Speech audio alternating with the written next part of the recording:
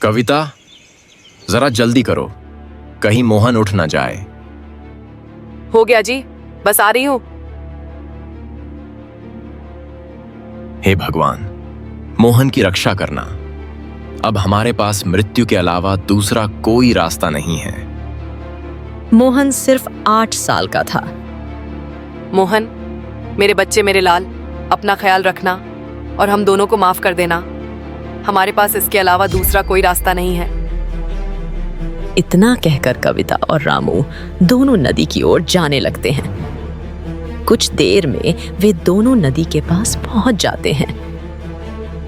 कविता, घर में कुछ छूटा तो नहीं है? नहीं जी, घर में कुछ भी नहीं छूटा है जिससे मोहन को पता चल सके। इसके बाद रामू और कविता दोनों नदी में छलांग लगा देते हैं और वही अपनी जान दे देते हैं। अगली सुबह। माँ, ओ माँ, कहाँ हो? चलो मुझे जल्दी से खाना दे दो, बहुत जोरों की भूख लगी है। मोहन अपनी माँ को बुलाता है, लेकिन जब कोई जवाब नहीं मिलता तो वो उठकर रसोई में जाता है। अरे माँ यहाँ भी नहीं है, इतनी सुबह सुबह कहाँ चली गई? मोहन परेशान हो जाता है और पूरा घर में ढूंढता है, लेकिन जब उसे घर में कोई नहीं मिलता है तो उसे चिंता होती है। इसके बाद वो पड़ोस में जाकर अपनी माँ के बारे में पूछता है।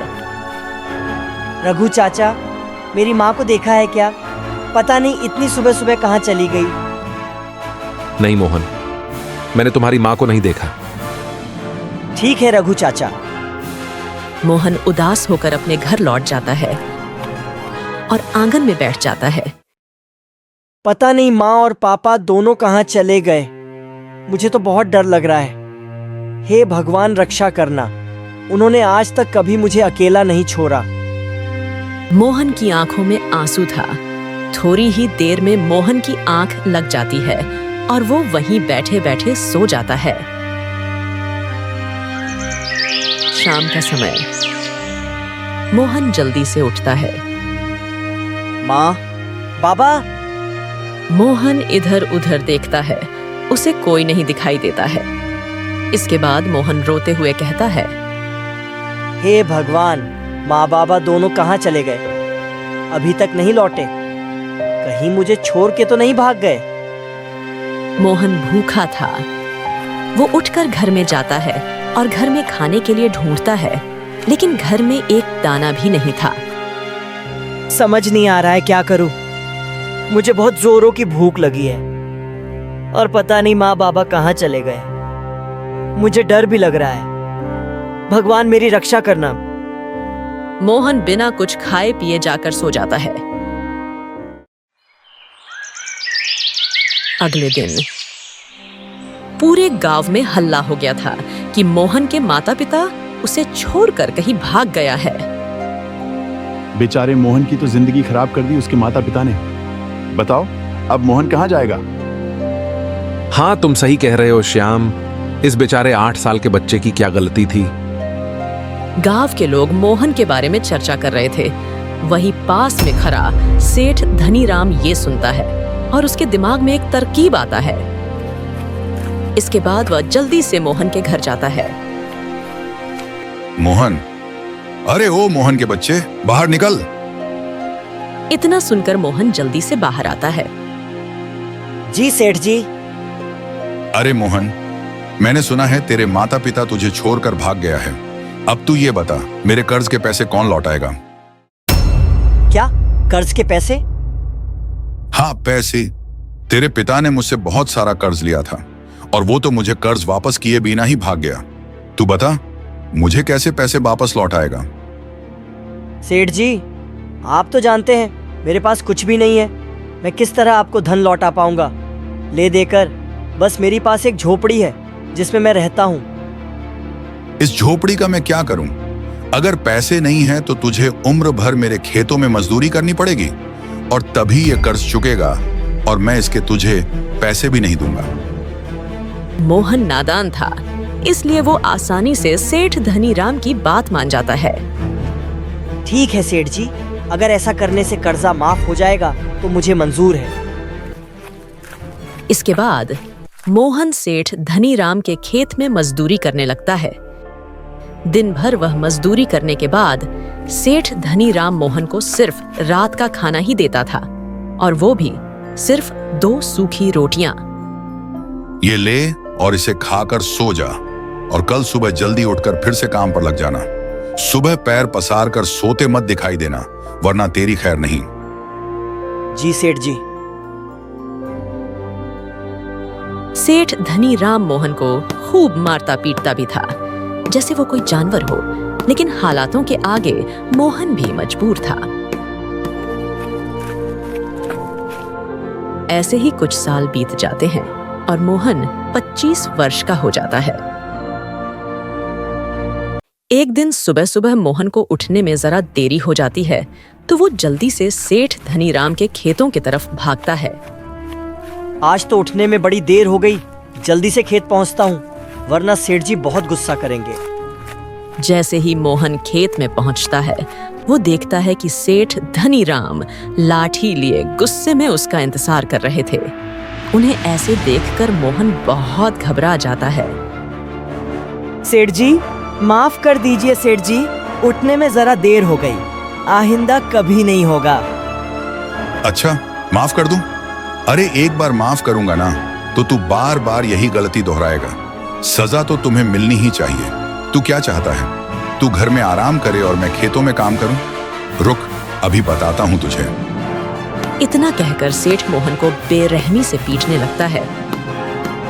वैसे तो मोहन हमेशा सेठ जी की मार खा लेता था, क्योंकि उसे लगता था कि सेठ जी के अलावा उसका इस दुनिया में कोई है नहीं।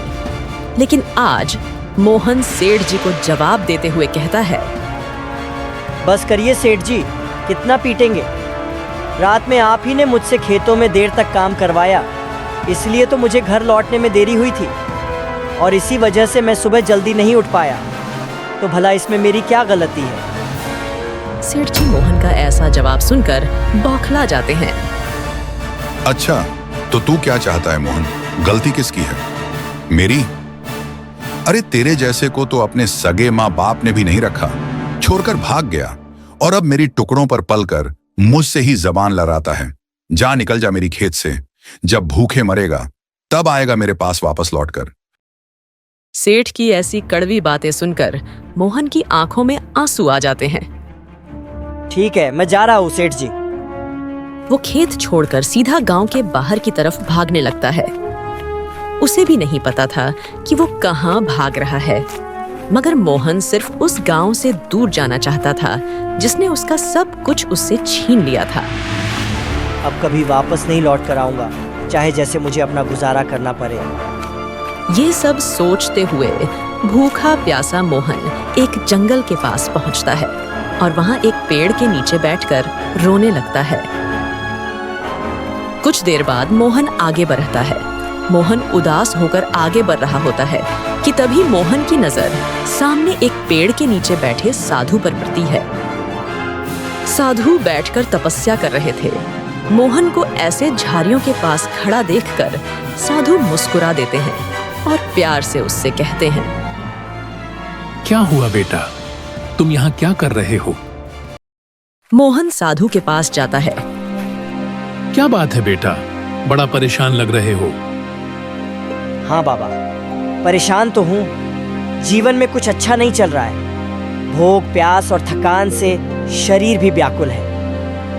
अच्छा, सबसे पहले तुम एक काम करो, उस झोपड़ी के अंदर जाओ। वहां कुछ फल रखे होंगे, उन्हें उठाकर ले आओ। मोहन साधु की बात मान लेता है और झोपड़ी के अंदर जाकर कुछ फल उठा लाता है। साधु उसमें से कुछ फल लेकर बाकी फल मोहन को दे देते हैं। ये कुछ फल मेरे पास रहने दो और बाकी के तुम खा लो। लगता है सुबह से तुमने कुछ नहीं खाया। मोहन को ये सुनकर बड़ी प्रसन्नता होती है। धन्यवाद बाबा। आपको कैसे पता चला कि मैंने सुबह से कुछ नहीं खाया था? मैंने तो बस इतना बताया था कि मैं अभी भूखा था। बस यूं ही समझ लो कि मुझे ऊपर वाली ने बताया है। अच्छा, जरा अपना हाथ लाना तो। मोहन साधु की बात सुनकर कुछ समझ नहीं पाता, लेकिन फिर भी वो अपना एक हाथ साधु की तरफ बढ़ा देता है। मोहन का हाथ साधु बड़े ध्यान से पढ़ने लगते हैं। वाह, ऐसी लकीरें तो मैंने आज तक सिर्फ राजा महाराजाओं के हाथ में देखी है। बेटा, तुम तो बहुत तकदीर वाले हो। मोहन को साधु की बात पर हंसी आ जाती है। ये आप कैसी बातें कर रहे हैं साधु महाराज? आपकी बातों से तो मुझे ऐसा लग रहा है आप मेरा हाथ देखने का सिर्फ नाटक कर रहे हैं और आपको लकीर पढ़ना आता ही नहीं। मोहन की बात पर साधु मुस्कुरा देते हैं। क्या हुआ बेटा, तुम ऐसे क्यों कह रहे हो? मैंने आज तक अपना जीवन गरीबी में बिताया है बाबा। मेरे माता पिता भी मुझे छोड़कर भाग गए हैं। जीवन भर उस सेठ ने मुझे मारा पीटा। अरे मेरी जैसी किस्मत तो किसी की ना हो। और आप कहते हैं मेरी लकीर महाराजाओं जैसी है और मैं बहुत तकदीर वाला हूँ। ये सब सुनकर साधु महाराज फिर से मुस्कुरा देते हैं। बेटा, तुम चिंता मत करो, तुम्हें जल्दी मेरी बातों पर यकीन हो जाएगा। मेरे ख्याल से तुम्हें यहाँ से पश्चिम दिशा की तरफ जाना चाहिए और ये फल अपने साथ ले जाओ, रास्ते में तुम्हारे काम आएंगे। इसके बाद मोहन साधु के दिए फल लेकर पश्चिम दिशा की तरफ चलने लगता है। शाम होते होते जंगल का रास्ता खत्म हो जाता है और मोहन को एक गांव दिखाई देता है। गांव देखकर मोहन को बड़ी खुशी होती है। आखिरकार गांव आ गया। मुझे कम से कम जंगली जानवरों के बीच जंगल में नहीं सोना पड़ेगा। कितना डरावना जंगल था वो। लेकिन अब मुझे रहने के लिए कोई जगह ढूंढनी पड़ेगी। मोहन गांव में इधर उधर किसी काम और जगह की तलाश में भटकने लगता है कि तभी उसे हीरालाल नाम के एक आदमी की मिठाई की दुकान नजर आती है। हीरालाल एक बूढ़ा आदमी था और सभी ग्राहकों से बड़े प्यार से बात कर रहा था। मोहन को देखकर वो उसे कहता है, अरे क्या हुआ बेटा, कौन सी मिठाई चाहिए तुम्हें? आज से पहले तुम्हें कभी देखा नहीं। तुम इस गांव के लगते नहीं हो। जी वो नहीं, मैं इस गांव का नहीं हूँ और मुझे कोई मिठाई नहीं चाहिए। क्या मुझे आपकी दुकान में अभी कुछ काम मिलेगा? बदले में आप मुझे बस आज रात गुजारने के लिए जगह दे दीजिए। अच्छा ठीक है, तुम ये सब मिठाई के खाली डब्बे संभालने में मेरी मदद कर दो। मैंने मेरे निकम्मे बेटे अनुज को कितना बुलाया, लेकिन वो आया ही नहीं। मोहन बड़े मन से हीरालाल की मदद करने लगता है। हीरालाल को भी मोहन से बात करके बड़ा अच्छा लग रहा था। रात होते ही हीरालाल मोहन को अपने घर ले जाता है, जहां पर सिर्फ हीरालाल और उसका बेटा अनुज अकेले रहते थे। अनुज की माँ का बहुत पहले ही देहांत हो गया था। अरे पिताजी, ये किस भिखारी को उठा कर ले आया आप? तमीज से बात कर अनुज, ये मोहन है। आज रात ये यही रुकेगा। इसने आज मेरी बहुत मदद की है। और तुम क्यों नहीं आए थे दुकान पे? आज कितना काम था? अरे ओ पिताजी, मैं थोड़ा व्यस्त था। हाँ, सब जानता हूँ तू कितना व्यस्त रहा होगा। अरे अपने दोस्तों के साथ घूमने निकल गया होगा। खैर, ये सब छोड़ो, मैं जल्दी से खाना बना देता हूँ। नहीं, आप रहने दीजिए। खाना मैं बना दूंगा। आपने मुझे यहाँ रुकने दिया है, वही बहुत है। सच में तुम खाना बना दोगे? हाँ, जरूर। और देखना, आपको मेरे हाथ का खाना ना बहुत पसंद आएगा। इसके बाद मोहन हीरालाल और उसके बेटे अनुज के लिए स्वादिष्ट खाना बना देता है। वाह, क्या खुशबू आ रही है। आओ मोहन, तुम भी बैठो। हम सब साथ ही बैठकर खाते हैं। क्या? मैं आपके साथ? हाँ, और क्या, आओ। मोहन जब ये देखता है कि हीरालाल उससे इतने प्यार से बात कर रहा था, तो उसके आंखों में आंसू आ जाते हैं और वो उन्हें गले लगा लेता है। क्या हुआ बेटा, ऐसे भावुक क्यों हो रहा है? बहुत अरसे के बाद किसी ने मुझे ऐसे प्यार से बात किया है, इसलिए मन थोड़ा भावुक हो गया। चलिए, आप सब साथ में भोजन करते हैं। इसके बाद वो सब साथ में बैठकर भोजन करते हैं।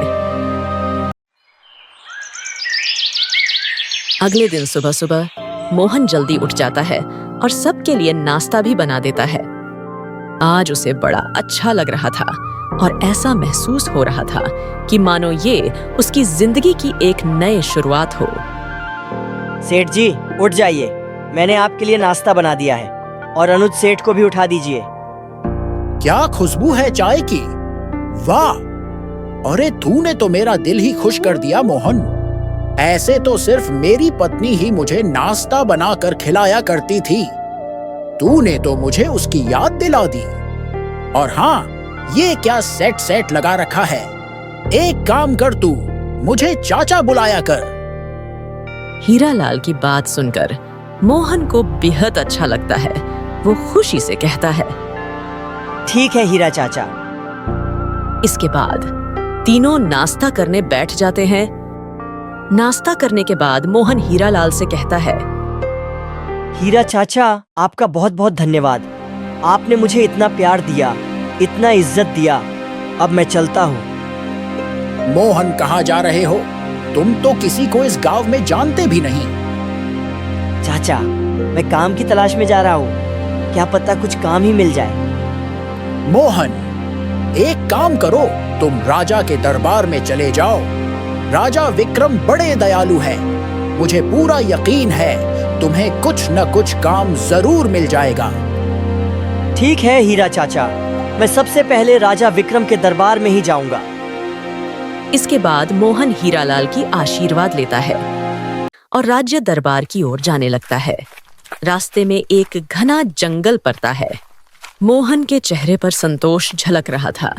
उसे उम्मीद था कि राज्य दरबार में उसे कुछ काम मिल जाएगा। मोहन जल्दी जल्दी राज्य दरबार की ओर बढ़ रहा था कि तभी उसे सामने एक मरा हुआ पक्षी दिखाई देता है। अरे ये पक्षी तो काफी घायल है। ऐसा लगता है जैसे ये मर चुका है। मोहन उसे छू कर देखता है, लेकिन पक्षी की सांसें थोड़ा सा भी नहीं चल रहा होता है। शायद ये पक्षी मर चुका है। इसके बाद मोहन उस पक्षी को वहीं पर छोड़कर आगे बढ़ने लगता है। वो पक्षी ऐसे परा क्यों था? मुझे ये बात समझ नहीं आई। कहीं वो पक्षी जिंदा तो नहीं? क्यों ना मैं उस पक्षी को अपने साथ राज्य दरबार ले जाऊं और ले जाकर राजा को दे दूंगा। महल में अनेक प्रकार के हकीम रहते हैं जो पक्षी को जरूर बचा लेंगे। मोहन इतना सोचता है और लौटकर वापस आ जाता है और उस पक्षी को हाथ में उठाकर जल्दी जल्दी राज्य दरबार की ओर बढ़ने लगता है। कुछ देर बाद मोहन पक्षी को लेकर दरबार के अंदर पहुंचता है। मोहन के हाथ में पक्षी देखकर राजा चौंक जाता है और दौड़ कर मोहन के पास आता है। पक्षी, ये पक्षी तुम्हारे पास कहां से आया? मोहन राजा की बात सुनकर डर जाता है। महाराज, मैंने कुछ नहीं किया। मैं तो जंगल की रास्ते से आ रहा था तो मुझे ये पक्षी रास्ते पर परा हुआ मिला। मैंने सोचा क्यों ना इस पंछी को राज्य दरबार ले जाऊं, शायद इसकी जान बच जाए। महाराज, मुझे माफ कर दीजिए, मैंने इसे नहीं मारा। हाँ, मुझे पता है कि इसे तुमने नहीं मारा है। क्या तुम्हें पता है ये किसकी पक्षी है? किसकी है महाराज? मुझे नहीं मालूम। मैं तो इस गांव का भी नहीं हूँ। ये पक्षी यहाँ के राजकुमार रवि का था, जो कि मेरा इकलौता पुत्र था। और तुम्हें पता है वो राजकुमार कौन है? मोहन डरते डरते कहता है, कौन है महाराज? वो राजकुमार तुम हो। तुम बचपन में खेलते खेलते जंगल में गुम हो गए थे। मैंने तुम्हें कहाँ नहीं ढूंढा, लेकिन मुझे उम्मीद था कि तुम एक दिन जरूर लौटोगे। बेटा, ये पूरा राज्य 25 साल से तुम्हारा इंतजार कर रहा है।